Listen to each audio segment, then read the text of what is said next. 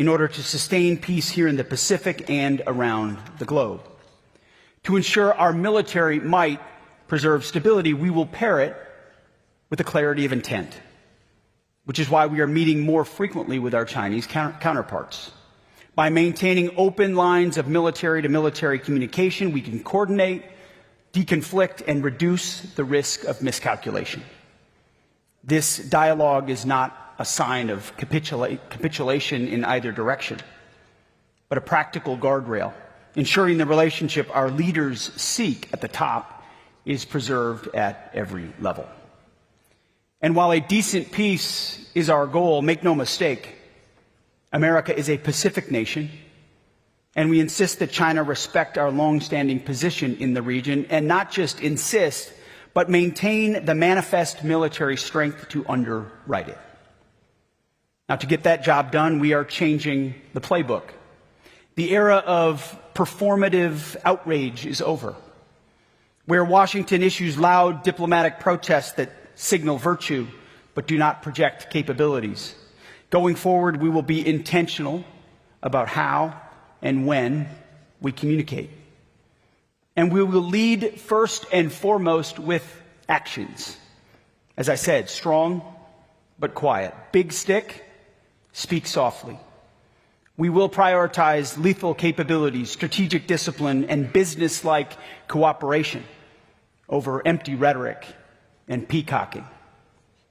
Any potential opponent will be forced to judge us by our hard power, collective readiness, and steadfast resolve. As the national security strategy and the national defense strategy direct, our approach in the Pacific centers on deterrence by denial along the first island chain.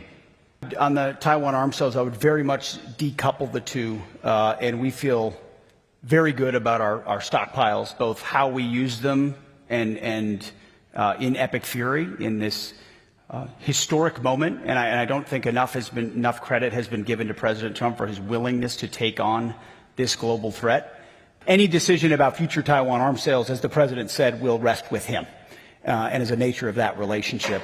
And certainly, having been there for those meetings in Beijing, there's no change in our status there. So, just to clarify, what he has communicated to me is that manifests in mill-to-mill cooperation. That in forums like this, we maximize the opportunities to confer. I wish my counterpart was here at this conference, but I look forward to other options when we can cross paths and communicate, talk about things where often actions at sea or actions in the air are perceived differently when there's no communication than when there's an opportunity at the more tactical or operational level to talk about what deconflict should look like. And I think what you'll get from the United States is good faith engagement. Clear-eyed, but good faith engagement that we are, I understand commander's intent. And the President Trump has said we're going to establish this type of framework, and I think it's important for peace in the world. The era of the United States subsidizing the defense of wealthy nations is over. We need partners, not protectorates. This region has profound implications for U.S. security and prosperity. It's the world's largest and most dynamic market area. It's why our national defense strategy directs the Department of War to set the military conditions required to achieve a lasting and favorable balance of power in the Pacific region. A mutual understanding that a Pacific dominated by any hegemon would unravel the regional balance of power and undermine the equilibrium we all seek to preserve. A favorable but durable balance of power in which no state, including China, can impose its hegemony and hold the security or prosperity of our nation and our allies in question. Under President Trump's leadership, relations between the United States and China are better than they've been in many years. President Trump and this administration seek a stable peace, fair trade, and respectful relations with China.